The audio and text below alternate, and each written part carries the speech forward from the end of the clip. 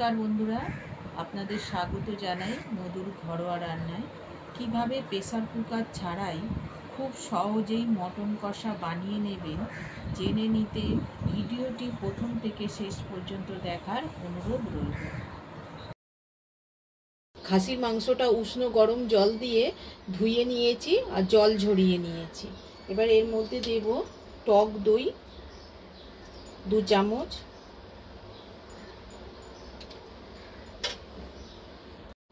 আর পরিমাণ মতো নুন, 1 চামচ সামরিচ গুঁড়ো আর 1 চামচ গোলমরিচ গুঁড়ো দিয়ে এবার হাত দিয়ে আমি ভালো করে মাখিয়ে নিচ্ছি।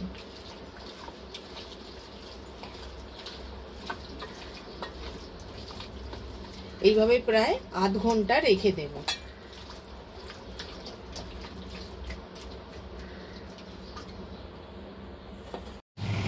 কড়া গরম হয়ে গেছে, এবার আমি সর্ষের তেল দিয়ে দিলাম। তেল গরম হয়ে গেছে, এবার আমি ফোড়ন দেব 5টা ছোট এলাচ, টুকরো দারচিনি, 6টা-7টা লবঙ্গ। ফোড়নটা দিয়ে যখন মিষ্টি গন্ধ ছাড়বে তখন আমি দেখুন 3টে পেঁয়াজ কুচি করে নিয়েছি, এর মধ্যে এবার দিয়ে দেবো তেলের মধ্যে।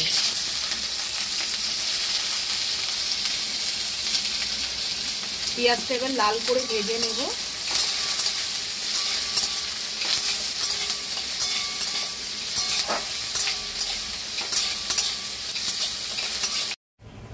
পেঁয়াজটা লাল করে ভেজে নিয়েছি দেখুন।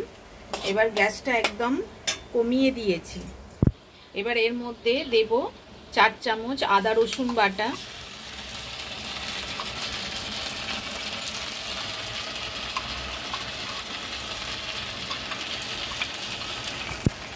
দেব হলুদ, ঝালটা আপনারা বুঝে দেবেন, আমি দিচ্ছি ঝাল লঙ্কার গুঁড়ো, জিরের গুঁড়ো দিচ্ছি 2 চামচ,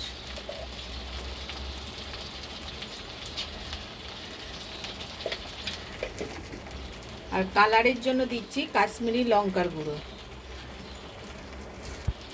এবার আমি ভালো করে মশলাগুলো কষে নেব যাতে কড়াইয়ের নিচে লেগে না যায়। খুব ভালো করে নাড়তে হবে।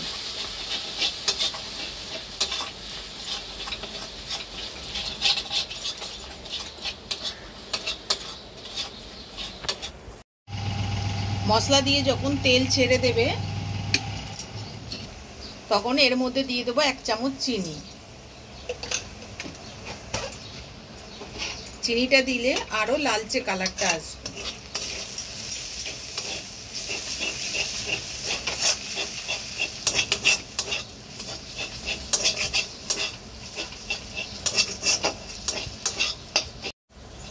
তেলের কালারটা দেখুন একদম পুরো লাল হয়ে গেছে।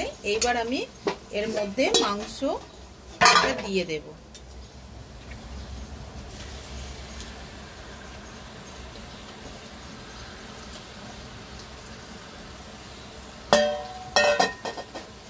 দিয়ে এই মাংসটার সঙ্গে এবার এই মশলাটা ভালো করে কষিয়ে নেব।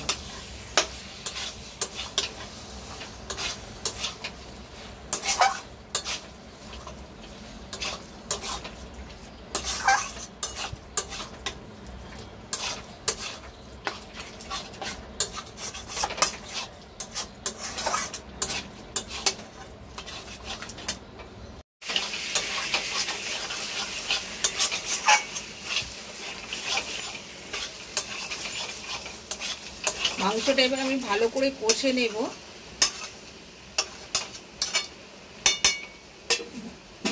আমি গ্যাসটা একদম মিডিয়াম আঁচ করে নিয়েছি। এবার এর মধ্যে একটা আমি থালা চাপা দিচ্ছি যাতে কড়াটা ক্যাপ হয়ে বসে। এই রকম আপনারা একটা ঢাকা নিতে পারেন। এবার এর মধ্যে আমি জল দিয়ে দেব।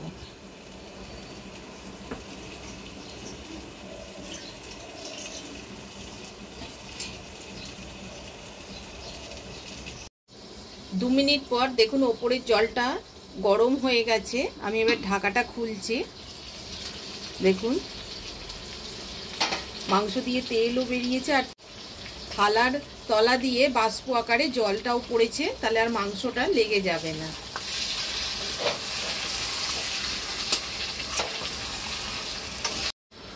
আমি 4-5 বার এইভাবে কষিয়ে নিয়েছি। এবার দেখাচ্ছি, দেখুন মাংস দিয়ে পুরো তেল ছেড়ে দিয়েছে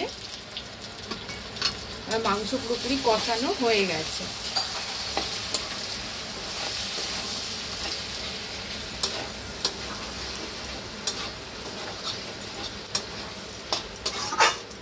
আমি এবার এই থালার গরম জলটা দিয়ে দেবো এর মধ্যে।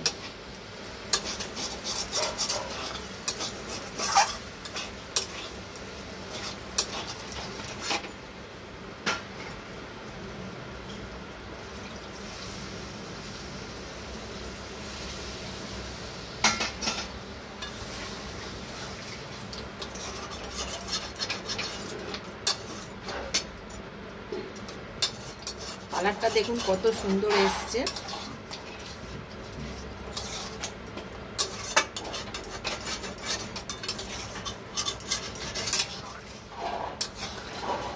আমি এই জলটা দিলাম, এবার গ্যাসটা একদম মিডিয়াম আঁচ করে 10 মিনিট ফুটিয়ে নেব।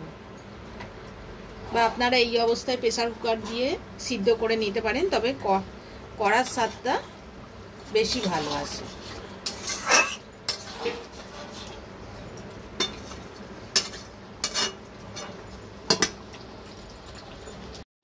আবার আমি এই থালাটাই চাপা দিয়ে একদম মিডিয়াম আঁচ করে দেব, দিয়ে 10 মিনিট রেখে দেব।